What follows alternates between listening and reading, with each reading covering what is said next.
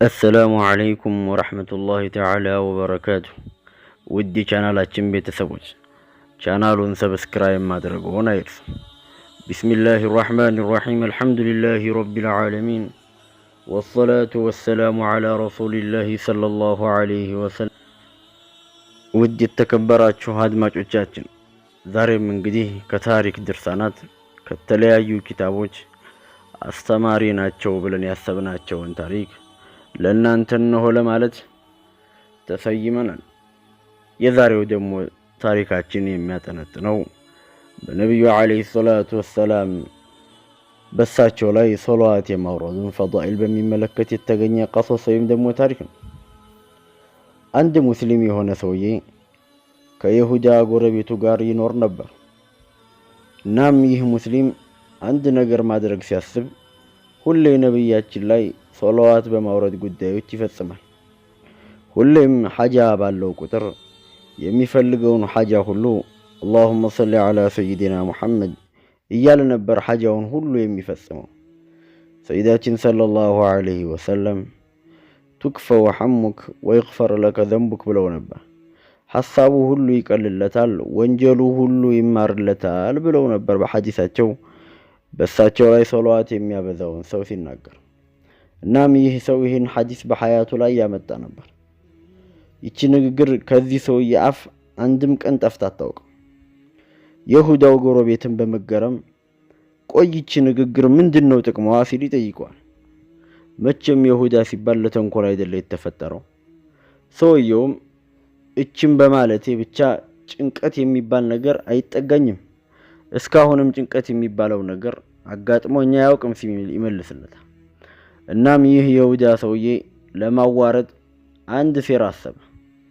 ይህን ቀለበት መንገድ ሂጅ እስክመለስ አንተ ጋር ይቀመጥልኝ ብሎ ለዚህ ለሙስሊሙ ሰውዬ ይሰጠዋል። ሰውየውም ነብያችን ላይ ሶላዋት በማውረድ ጉዳዩን ይፈጽማል። ቀለበቷን ተቀብሎ የሚያስቀምጥበት ቦታ አስቀመጠ።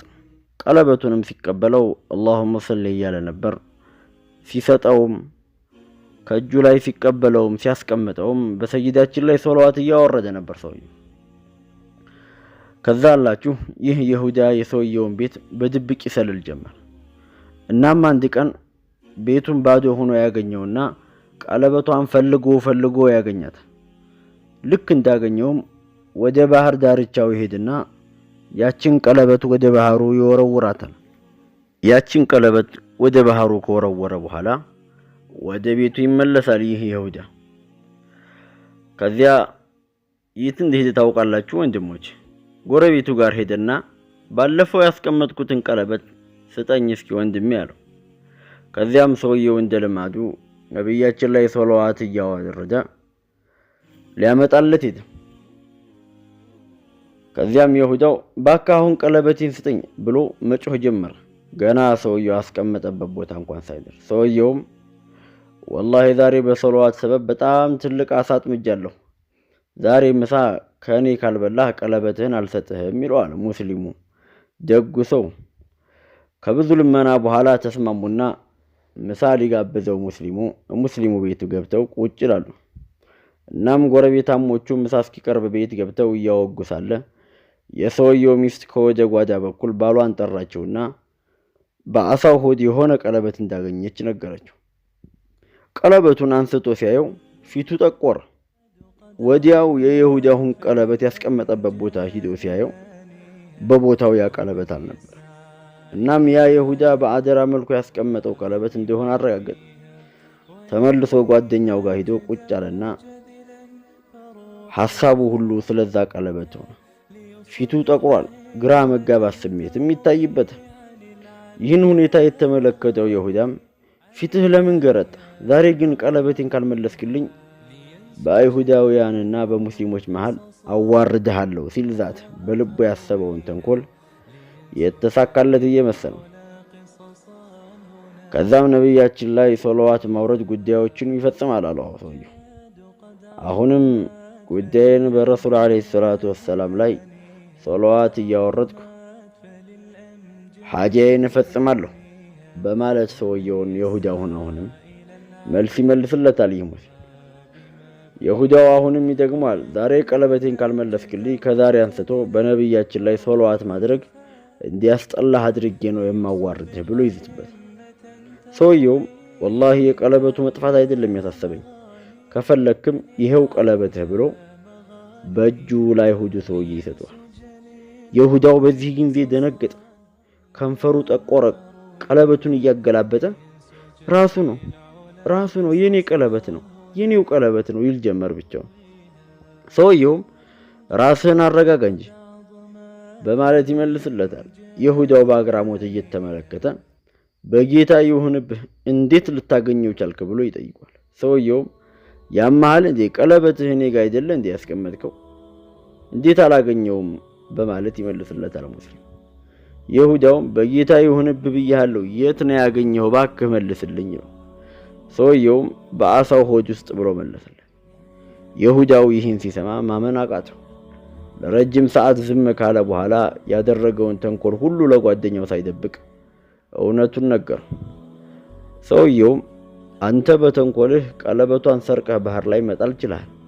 አላህ ደግሞ በችሎታው አንተ ባህር ላይ የወረወርከውን ቀለበት እኔ ባጠመድኩት አሳው አፍ ውስጥ ማስገባት ችሏል። እኔ እኮ ሁሌም እነግርሃለሁ ነብያችን ላይ ሶላዋት ማውረድ ጉዳዮችን እፈጽማለሁ። ይሁዳውም አዎ ልክ ብለሃል፣ እኔም ከአላህ ሌላ አምላክ እንደሌለ መሰክራለሁ፣ ሙሐመድም የአላህ መልእክተኛና ባሪያ መሆናቸውን መሰክራለሁ በማለት ይህ ይሁዳ በረሱል አለይሂ ሰላቱ ወሰላም አምኖ እስልምናውን ተቀበለ። ሱብሃንአላህ የረሱል አለይሂ ሰላቱ ወሰላም የእሳቸው ፈዳኢል ብዙ ተነግሮ አያልቅም።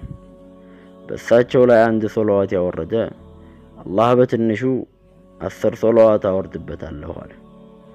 በእሳቸው ላይ ሰላትና ሰላም ማውረድ ያለው ፈዳኢል ያለው ጥቅም ተነግሮ አያልቅም። ወንድሞች እህቶች፣ አላህ ሱብሓነሁ ወተዓላ እሳቸውን ከፍጥረታቶች ሁሉ በላይ አልቋቸዋል። እኛ ደግሞ በእሳቸው ላይ ሰላትና ሰላም ማውረዳችን ለዱንያ ለአኺራችን ያማረ ህይወት ይሆናል። የዱንያ ችግር የተባለ ሁሉ ይቀልናል። የዱንያ ሐሳብ ሐምና ገም የተባለ ሁሉ ከኛ ላይ ይወገዳል። ለአኺራም ደግሞ ወንጀላችን ይማራል። ሰሐበተል ኪራም በረሱል አለይሂ ሰላቱ ወሰላም ላይ ብዙ ሶላዋት የሚያወርዱ ነበር።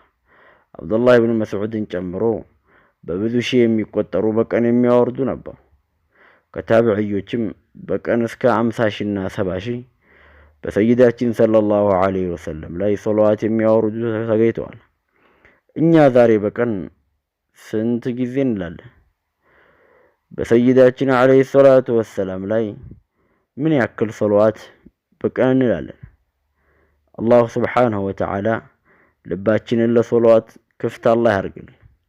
ምላሳችንንም በዚሁ በሰይዳችን ሶላዋት ላይ አላህ ያርጥብልን። በእሳቸው መንገድ ኑረው በእሳቸው ሐያት ኑረው የእሳቸው መንገድ ይዘው ከሚሞቱት ውስጥ አላህ ያድርገን። ምላሳችንን ምንጊዜም አላህና ሰይዳችንን ከመዘከር የማይታክት አላህ ያርግልን። ሰምተን ተናግረን ከሚጠቀሙ ሰዎች አላህ ያድርገን። ፈዘኪር ፈኢነ ዚክራ ተንፈዑል ሙእሚኒን።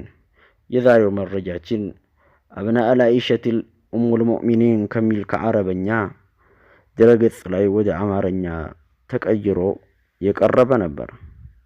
ወሰላሙ አለይኩም ወራህመቱላሂ ተዓላ ወበረካቱሁ።